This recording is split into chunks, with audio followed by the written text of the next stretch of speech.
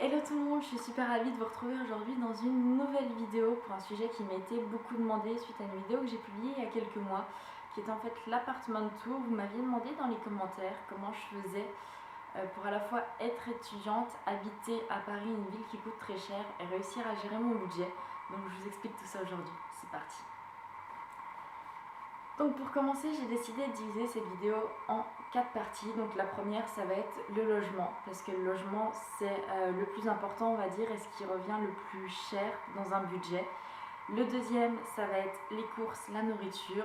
Le troisième, les sorties. Et pour finir, ça va être en fait toutes les petites astuces que j'ai pas réussi à placer dans les catégories précédentes. Donc pour le logement, c'est le plus gros point de dépense et je pense que c'est celui où on peut faire le moins de sacrifices et il n'y a pas énormément d'astuces. Personnellement, moi j'en ai eu 3. Donc la première solution, c'était si vous êtes en couple et prêt à habiter ensemble, allez-y, parce que du coup votre loyer sera divisé par 2. La deuxième astuce va être la colocation, donc je pense que vous savez comment ça fonctionne. Vous avez une grande maison, un grand appartement ou même plus petit, ça dépend de la ville, de beaucoup de choses en général. Et donc les espaces communs sont partagés, le salon, la cuisine, généralement la salle de bain, etc. Et vous avez votre chambre à vous seul. Et du coup, ça divise le prix du loyer par le nombre de personnes qui habitent dans la colocation. Et le troisième point qui se fait de plus en plus et qui est de plus en plus à la mode, je dirais, c'est d'aller habiter chez des personnes âgées qui se retrouvent généralement seules avec des grands espaces. Donc elles vont louer une pièce, une chambre, etc. de leur maison pour vraiment pas super cher au final. Et le but va être de leur donner un petit peu de votre temps pour les aider à faire à manger, à faire les courses, à jouer à un jeu de société ou je ne sais quoi. Donc si vous êtes partant pour faire une expérience comme ça, je pense que ça peut être la meilleure solution. Alors le point numéro 2, donc ça va être les courses et plus généralement la nourriture. Donc c'est vraiment un point où je pense qu'on peut faire de grandes économies et si on est mal organisé, le budget peut passer du simple au double. Donc là, le premier conseil que j'ai à vous donner, en fait, ça va être d'aller dans des hypermarchés plutôt que des supermarchés ou des petites épiceries. C'est aussi valable dans les petites villes, pas que dans les grandes villes. Et vous verrez que les prix sont vraiment moins chers et que vous aurez plus de choix. Ensuite, vous pouvez également faire vos courses en ligne. Généralement, il y a beaucoup plus de promotions sur Internet et vous verrez même que des fois, les prix sont beaucoup plus bas. Le troisième point, ça va être de préparer tous ces plats de la semaine en avance.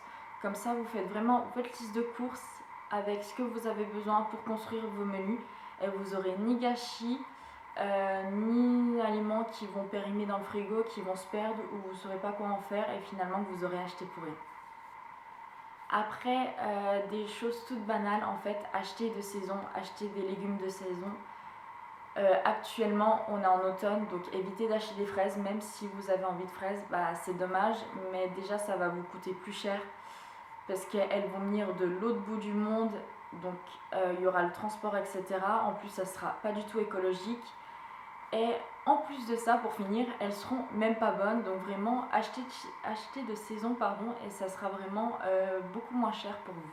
Après, vous pouvez également cuisiner vous-même, même si vous n'êtes pas un cordon bleu de la cuisine française ou mexicaine ou japonaise ou je ne sais quoi.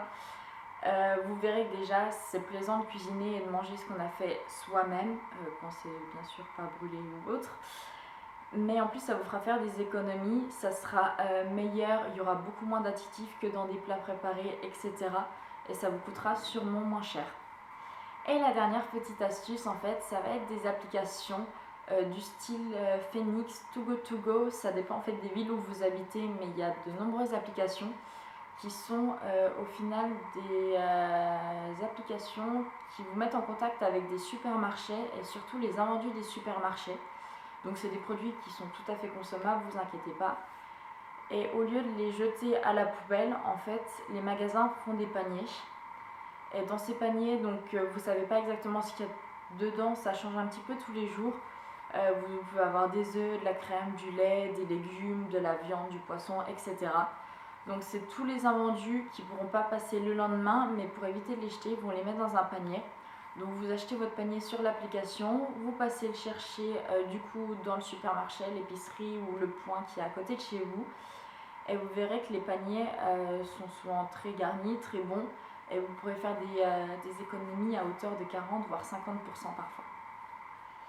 Alors maintenant le troisième point qui est les sorties. Donc les sorties quand on est étudiant ou qu'on n'a pas un très gros budget, c'est parfois un petit peu compliqué. Mais il y a des astuces toutes simples pour ça. Par exemple, rien que des sorties dans les bars, allez-y pendant les happy hour tout simplement.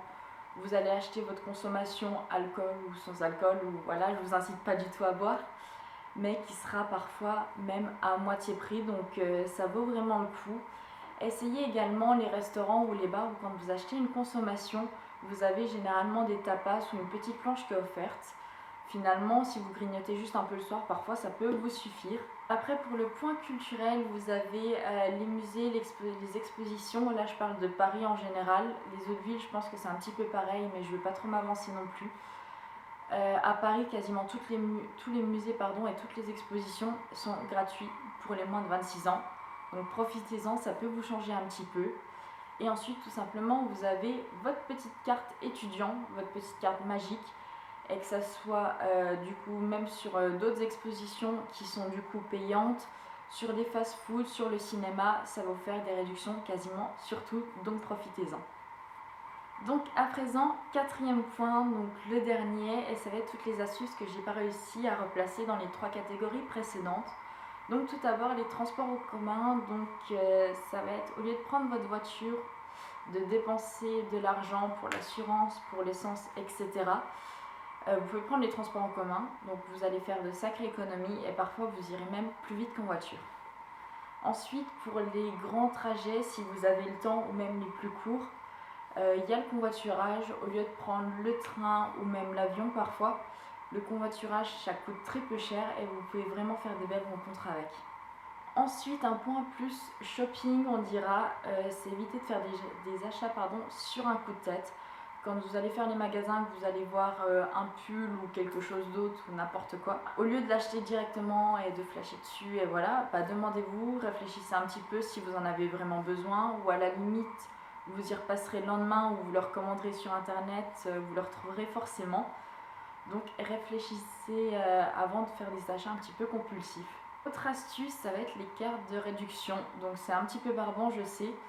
Et même si on ne va pas souvent dans les magasins, c'est quand même sympa d'avoir pas mal de cartes de réduction. Parce que par exemple, sur les supermarchés, même si à chaque passage vous économisez que quelques centimes, à la fin de l'année, en fait, vous aurez peut-être 10 ou 20 € sur votre carte.